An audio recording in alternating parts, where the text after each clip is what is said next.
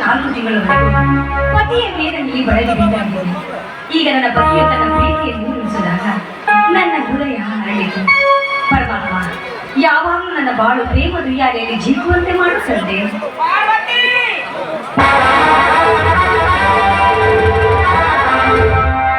ನಿನ್ನ ಗಂಡ ಬರುವ ಪೂರ್ವದಲ್ಲಿ ಒಂದು ರೀತಿ ಇದ್ದಿ, ಈಗೊಂದು ರೀತಿ ಇದೆಯಾ?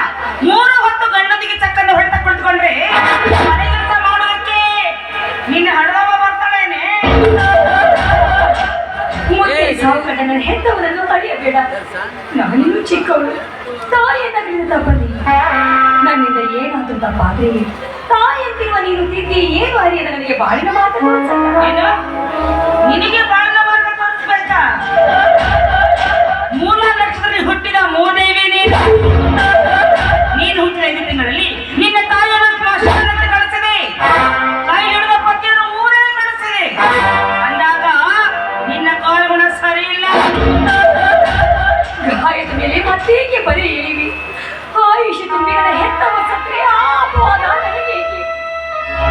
ಮೊದಲೇ ಪತಿ ಅಗಲಿಕೆಯಿಂದ ಮನ ನುಡಿತು. ಈಗ ಸತಿಪತಿ ಒಂದು ಕೂಡಿ ಪತಿ ಸೇವೆ ನನಗೆ ದೊರೆತಿರುವಾಗ ನನ್ನ ಆನಂದಕ್ಕೆ ಸೀಮೆ ಇಲ್ಲದಂತಾಯ್ತು ಅಂತ. ನಿನ್ನ ಅಂತಃಕರಣದ ಜರಂಗಿರಿ ಬೆಳೆಯುತ್ತಿರುವ ನನ್ನ ಬಾಳ ಬಳ್ಳಿಗೆ ಆಸಕ್ತ ಎಷ್ಟು ಮಾತು ಕಲ್ತಿರಿ. ಈ ನಿನ್ನ ಬಣ್ಣದ ಮಾತಿಗೆ ಮರುಳಾಗಿ ನಾನು ನಿನ್ನ ಕೈಗೊಂಬೆಯಾಗಿ ಮಾಡಬೇಕೇನು? ಏನ್ ಮಾತು ಅಂತ ಮಾತಾಡ್ತಾ ಇದೆಯಾ? ನಾನು ನಿನ್ನ ಕೈಗೊಂಬೆಯಾಗಿ ಕಾಣ್ತೀನ? ನನ್ನ ಮಾತಿನ ಸಂದೇಹವೇ ಇಲ್ಲ. ನೀನು ಈ ಮನೆಯ ಮೊಮ್ಮಗಳು, ನಾನು ಹೊರಗಿನವಳು. ಅಂದಾಗ ಇಲ್ಲಿ ನಿನಗಿದ್ದ ಮರ್ಯಾದೆ ನನಗಿಲ್ಲ. ಅಕ್ಕ, ನೀನು ತಪ್ಪು ತಿಳಿದುಕೊಂಡಿದ್ಯಾ? ನಾವಿಬ್ಬರು ಈ ಮನೆಗೆ ಮುತ್ತೈದೆಯರಾಗಿ ಬಂದು ಸದಾ ಆನಂದದಿಂದ ಆರತಿ ಬೆಳಗುತ್ತಿರುವಾಗ ಇದರಲ್ಲಿ ಯಾರು ಹೆಚ್ಚು ಯಾರು ಕಡಿಮೆ? ಅಕ್ಕ, ಹೆಣ್ಣು ವಿಧಿಯೂ ಹೌದು, ಗ್ರಹ ಲಕ್ಷ್ಮಿಯೂ.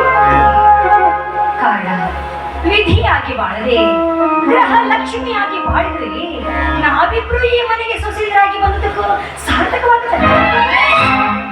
ನಾನು ವಿಧಿ ಆಗ್ಲಿ, ಸಮಯ ಬಂದಾಗ ತೋರಿಸ್ತೀನಿ ಈ ಕೈವಾಡನ.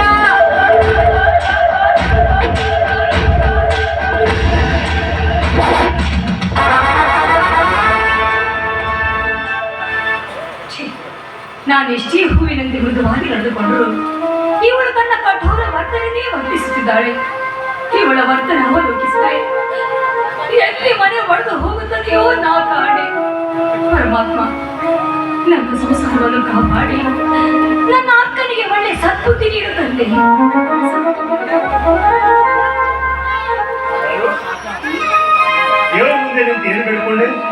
ನನ್ನ ಪತಿಗೆ ಆರೋಗ್ಯ ಆಯುಷ್ಯವನ್ನು ನೀಡಿ ನನ್ನ ಮುತ್ತೈದನ್ನು ಹೆಚ್ಚಿಸಲು ಬೇಡಿಕೊಳ್ತಾ ಇದ್ದೇವೆ. ಏನ್ ಮೇಡಮ್ ಅವರು ಒಳ್ಳೆ ಖುಷಿಯಾಗಿದ್ರಲ್ಲ, ಏನ್ ಸಮಾಚಾರ? ಆನಂದ ಆನಂದ ಆಗಲೇ ನಮಗೆ ಸ್ಥಿರಗೊಂಡು ನಿಂತಿರುವಾಗ ಆನಂದ ಅತಿರೇಕವಾಗಿದೆ. ಅಂದ್ರೆ ನನ್ನ ಬಾಯಲ್ಲಿ ಕೇಳೋದಕ್ಕೆ ಆಸೆ ನಿಮ್ದು. ಆದ್ರೂ ನಿನ್ನ ಬಾಯಲ್ಲಿ ಕೇಳಿದಾಗ ಅದು ರುಚಿನೇ ಬೇರೆ ಅಲ್ಲ. ಹಾಗಾದ್ರೆ ನಾನು ಪ್ರಶ್ನೆ ಕೇಳ್ತೀನಿ, ಉತ್ತರ ಕೊಡ್ತೀರಾ? ಅವಶ್ಯವಾಗಿ ಕೇಳ್ರಿ ಮೇಡಮ್ ಅವರು. ಸ್ತ್ರೀಯರಿಗೆ ಬಾಹ್ಯ ಸಂಪತ್ತಿಗಿಂತ ಅಧಿಕ ಸಂಪತ್ತು ಯಾವುದು? ಪತಿಯೇ ಒಂದು ಅಪಾರವಾದ ಸಂಪತ್ತು. ಸತಿಪತಿಯರಿಗೆ ಯಾವ ಸಂಪತ್ತು ಬೇಕು? ಯಾವ ಸಂಪತ್ತು ಬೇಕು? ಇನ್ನು ಅಂಟ ನೋಡು, ಈಗ ಮಕ್ಕಳ ಸಂಪತ್ತು ಬೇಕು. ಅದೇ ಸಂಪತ್ತು ದೇವರು ಕೊಟ್ಟಾಗ ಆನಂದ ಅತಿರೇಕ ಭಗವಂತ. ಅದರಂತೆ ಸ್ವಾಮಿ ನಾನೀಗ ಅದರಂತೆ ನೀನೀಗ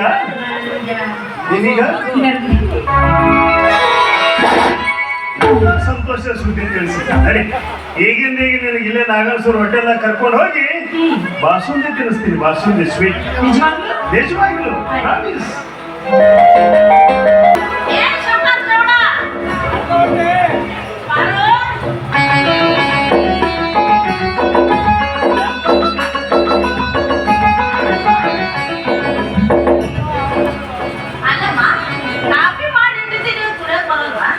ತುಂಬಾ ಶೆಕೆ ಆಗ್ತಾ ಇದೆ ಇಲ್ಲಿ. ಈ ಕಾಫಿ ಕುಡಿಯೋಣ? ಹಾಗಾದ್ರೆ ಹೋಟೆಲ್ ಹೋಗೋಣ, ನೀರೇ ಕುಡಿಯೋಣ.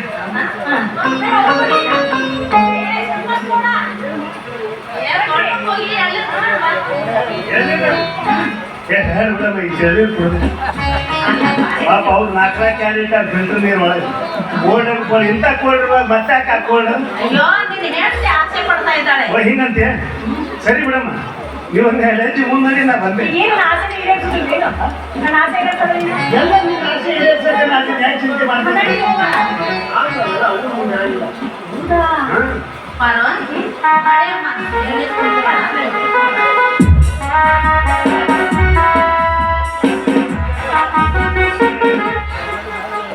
ಈ ಹಿರಿಯರನ್ನು ಮನೆಯಾಗ ಇರಬಾರ್ದು.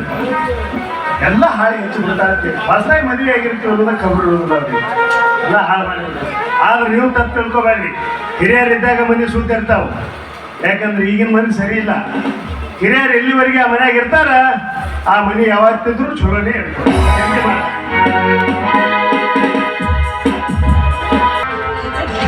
ನಾನು ಈ ಮನೆಗೆ ನಡೆಯಲು ಬಂದು ಇಷ್ಟು ವರ್ಷವಾದ್ರು ನನಗೆ ಮಕ್ಕಳಾಗಲಿಲ್ಲ. ಆದರೆ ಪಾರ್ವತಿಗೆ ಮಗು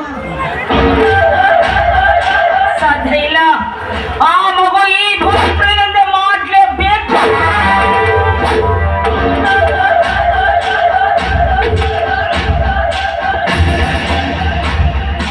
ಯಾಕೆ ರಾಣಿ ಸಾಹೇಬರ ಮುಖ ಬೀಳ್ಸ್ಕೊಂಡಿದ್ದಿಲ್ಲ? ಏನ್ ಚಿಂತೆ ಮಾಡ್ತಾ ಇದೆಯಾ? ಏನ್ ಮಾಡೋದು ಬಿಡ್ರಿ, ಪ್ರಕಾಶ್ ಚಲ್ವ ಚಂದ್ರನಿಗೆ ಮೋಡ ಬಿದ್ದು ಕತ್ತಲ ಆವರಿಸುತ್ತೆ. ನನ್ನ ಆಶಾ ಕಿರಣಕ್ಕೆ ಕತ್ತಲ ಆವರಿಸ್ಬಿಡ್ತಿದೆಯಲ್ಲ. ಹುಚ್ಚಿ, ನಿನ್ನ ಆಸೆ ಏನು ಅಂತ ನನ್ನೆದುರು ಹೇಳಿ ನಾನು ಪೂರೈಸಿಕೊಡ್ತೇನೆ. ನಿಮ್ಮ ಕೈಯಲ್ಲಿದೆ, ಪೂರೈಸಿಕೊಂಡು ಹೇಳಿ. ಇದುವರೆಗೆ ನೀನು ಏನೇ ಹೇಳಿದ್ರು ನಾನು ತಂದು ಕೊಟ್ಟಿರಬೇಕು. ನಾನು ಏನೇ ಹೇಳಿದ್ರು ತಂದು ಕೊಟ್ಟಿದ್ದೇನೆ ಮತ್ತೆ? ಇಲ್ಲ ಅಂತ ಹೇಳಿಲ್ಲ. ನಾನೇ ಹೇಳ್ತಾ ಇದೀನಿ ಮತ್ತೆ? ಏನು ತಂದು ಕೊಟ್ಟಿಲ್ಲ ಅಂತ. ಆದ್ರೆ ಏನ್ ಮಾಡೋದು, ನೀವೇ ವಿಚಾರ ಮಾಡ್ರಿ. ನಮ್ಮ ಮದುವೆಗೆ ಎಷ್ಟು ವರ್ಷ ಆಯ್ತು, ನಮಗೆ ಮಕ್ಕಳಾಯ್ತಾ? ಇಲ್ಲ. ಆ ಮಕ್ಕಳಾಗಲಿಲ್ಲ ಅನ್ನೋ ಹೊರಗೆ ನನ್ನ ಮನಸ್ಸು ಕೊಡ್ತಾ ಮಕ್ಕಳಾಗಲಿಲ್ಲ ಅಂತ ನೀನು ವ್ಯಥೆ ಪಡ್ತಾ ಇದೆಯಾ? ಯಾಕೆ ಚಿಂತೆ ಮಾಡ್ದೆ ಸುವರ್ಣ? ನಮಗೆ ಮಕ್ಕಳಾಗದಿದ್ರೆ ಏನಾಯ್ತು? ಊರಲ್ಲಿರುವ ಮಕ್ಕಳೆಲ್ಲ ನಮ್ಮ ಮಕ್ಕಳು ಅಂತ ತಿಳಿದುಕೊಳ್ಳೋಣ. ಇರುವಷ್ಟು ಕಾಲ ಹುಟ್ಟು ಸುಖದಿಂದ ಹೋಗಿಬಿಡೋಣ. ಒಂದು ವೇಳೆ ಈ ಆಸ್ತಿ ಮತ್ತೊಬ್ಬರ ಕೈವಶವಾಗುತ್ತೆ ಅಂತ ನಿನ್ನ ಆಸೆ ಇದ್ದರೆ ನನ್ನ ತಮ್ಮ ಶಿವಕಾಂತಿಗೌಡನ ಹೆಂಡತಿ ಪಾರ್ವತಿ ಮಕ್ಕಳನ್ನ ಹಡಿಯಲಿಕ್ಕಿಲ್ಲವೇ? ಅದೇ ಮಕ್ಕಳನ್ನು ಎತ್ತಿ ಮುತ್ತಿಡೋಣ, ಆನಂದಿಸೋಣ. ಮುತ್ತಿಡುವ ಪ್ರಸಂಗ ಈಗ ಬಂದಿದೆಯಲ್ಲ. ಅಂದ್ರೆ ಆದ್ರೆ ಪಾರ್ವತಿಗೆ ಗರ್ಭಿಣಿ ಇದ್ದಾಳೆ. ಓ, ನನ್ನ ತಮ್ಮನ ಹೆಂಡತಿ ಅಂದ್ರೆ ನನ್ನ ಅಕ್ಕನ ಮಗಳು ಪಾರ್ವತಿ ಗರ್ಭಿಣಿ. ಸಂತೋಷ, ಇಡೀ ಸಂತೋಷ. ಸಂತೋಷ ಆಗದೆ ಏನ್ ಮಾಡುತ್ರಿ? ಹೋಗ್ಲಿಕ್ಕೆ ಬೇಕಲ್ಲ. ಯಾಕಂದ್ರೆ ನೀವು ಒಂದೇ ತಾಯಿಯ ಹಾಗೆಲ್ಲ ನಾನು ಹೇಳ್ತಾ ಇದ್ದು, ಮಕ್ಕಳು ಇಲ್ಲ ಅಂತ ನೀನ್ ಹೇಗೆ ಕೊಡ್ತಾ ಇದ್ದೋ ನಾನು ಕೂಡ ಹೃದಯದಿಂದ ಬಳಲ್ತಾ ಇದ್ದೇನೆ ಸುವರ್ಣ. ಆಗುವನೇನು, ಊರ ಜನರೆಲ್ಲರಿಗೂ ಉಪಯೋಗ ಆಗಲಿ ಅಂತ ಊರು ಮುಂದಿನ ಹೊಲದಲ್ಲಿ ಬಾವಿ ತೋಡಿಸಿದನವ, ನೀರೇ ಬೀಳವಾಗಿದೆ. ಮಳೆಗಾಲದಲ್ಲಿ ಸಹಿತ ನೀರು ನಿಲ್ಲದಂತಾಗಿದೆ. ಹೀಗಾಗಿ ಜನರಾಡುವ ಅಣಕದ ಮಾತಿಗೆ ನೊಂದು ಹೊರಬಿಟ್ಟಿದ್ದೇನೆ. ನೀವು ಸುಮ್ಮನೆ ತಂದ್ಕೊಳ್ತೀರಾ, ಪ್ರಯೋಜನವೇ ಇರೋದಿಲ್ಲ ಈ ವಿಷಯಕ್ಕೆ. ಯಾಕೆ ವಿಚಾರ ಮಾಡ್ತೀರಾ? ಒಂದ್ ಕೆಲಸ ಮಾಡಿ, ಬಾವಿ ತೆಗೆಸಿದ ಮುಹೂರ್ತ ಸರಿ ಇರ್ಲಿಕ್ಕಿಲ್ಲ, ಹೋಗಿ ಮುಹೂರ್ತ ಕೇಳ್ಕೊಂಡು ಬನ್ನಿ, ಎಲ್ಲ ಒಳ್ಳೆದಾಗುತ್ತೆ.